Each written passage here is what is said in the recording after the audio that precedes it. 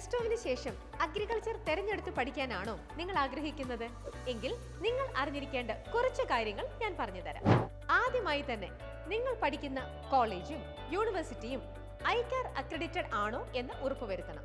കാരണം ഐക്കാർ guide lines പ്രകാരം ഈ കോഴ്സിന് ശേഷം PG അല്ലെങ്കിൽ PhD പഠനത്തിന് വേണ്ടി നിങ്ങൾ തയ്യാറെടുക്കുമ്പോൾ ഐക്കാർ അക്രഡിറ്റഡ് ആയ ഒരു ഇൻസ്റ്റിറ്റ്യൂഷനിൽ പഠിക്കണമെങ്കിൽ UG പഠനം ഐക്കാർ അക്രഡിറ്റഡ് കോളേജിലും ഐക്കാർ അക്രഡിറ്റഡ് യൂണിവേഴ്സിറ്റികളിലും ആയിരിക്കണം. നിങ്ങൾക്ക് പ്ലസ് ടുവിന് 90% മുകളിൽ മാർക്ക് ഉണ്ടെങ്കിൽ വെറും 3,33,000 രൂപ മാത്രം ട്യൂഷൻ ഫീ ആയി നൽകിക്കൊണ്ട് NAC A+ ആൻഡ് ഐക്കാർ അക്രഡിറ്റഡ് കോളേജുകളിൽ പഠിക്കാം.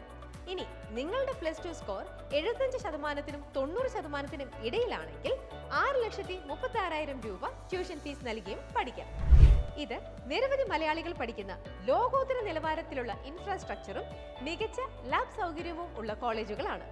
കൂടുതൽ വിവരങ്ങൾക്കും അഡ്മിഷൻ ഡീറ്റെയിൽസിനുമായി ഇന്ന് തന്നെ വേദ മെഡി ഗൈഡൻസുമായി ബന്ധപ്പെടുക.